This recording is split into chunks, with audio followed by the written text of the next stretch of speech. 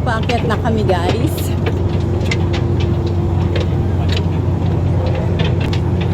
So, ayan. Paakyat na kami. Makikita natin kung ano ba itsura ng ship na to. Laki, oh. Yan na yung mga nakatapos na.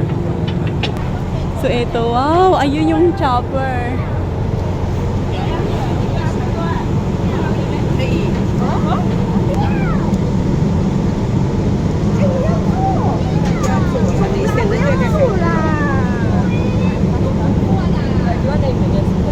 This one, ma'am, is to ride? No? Yeah, this is the right. If you don't want, you can use it. To ride the boat? Yeah. But we don't have the ticket. Okay, we have space now, so So, ito daw, pa-ride ng boat.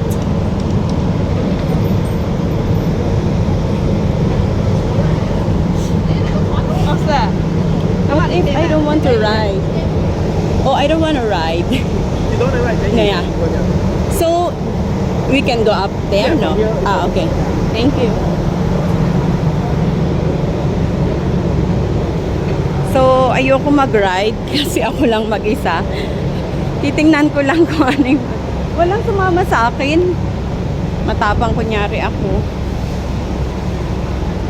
So, tingnan natin kung ano bang meron dito. Ang laki nitong ship tank na to. Okay. Sir, is very nice. Thank you. Yes, no worries. This way. This one is...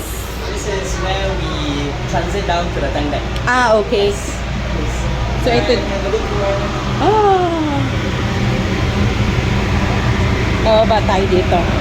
Tingnan natin kung ang nasa ilalim. Mag-isa lang ako, ang lakas ng loob ko ah. Do not enter. Personal. Oh, this is going to the tank. Ang laki pala nito.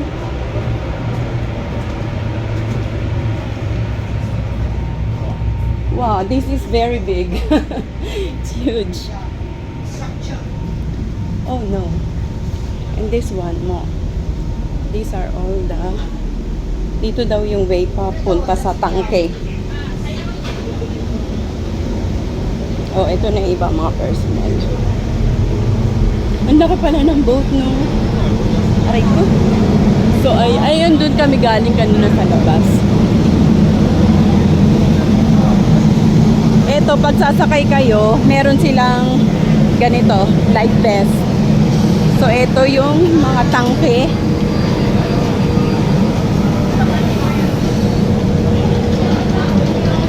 Firefighting and damage control. Ayan. Ano yan? Ayan, kapag may sunog, yan. Yan ang gamit sa firefighting. Ito yung overview ng ship. Yan. Bow door and bow ramp. So, maraming tao pa eh. Ito siya, oh, ang laki niya, oh.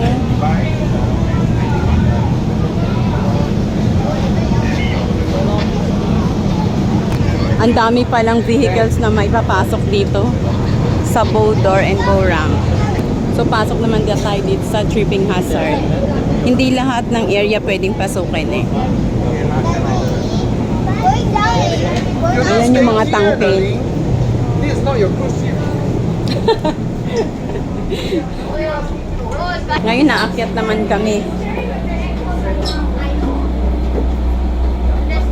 Paakyat naman to. Ito naman yung cafeteria. Magkakape tayo.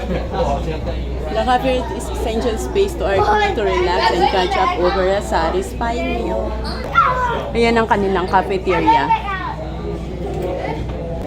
Ito, dito yung mga crew kumakain. Ayan, dito. Ito yung mga kanilang mga activity. Dito nakalagay sa cafeteria. Resolution 208. Yan ang pangalan ng barko nila. Tapos, menu for the day. Our signature makan. Really Singaporean. Ito kanilang microwave. Ito sila. Ito yung fire plan. Just in case magkaroon ng fire, meron silang ganyan. Okay, go. Ito ang buong personnel ng RSS 208 resolution. Ito yung kanilang electrical safety guidelines. This is the chef department. Chef and their families. Ito kanilang helmet. Yan yung mga napuntahan nilang bansa. Map of the world. Officer dining room. This is the third Flotelia. This is the Heritage Gallery. From humble beginning. Third, a versatile force. Yan. Comrades in arms. Daming visitors ngayon, no? Pila-pila. Akyat pa kami sa taas.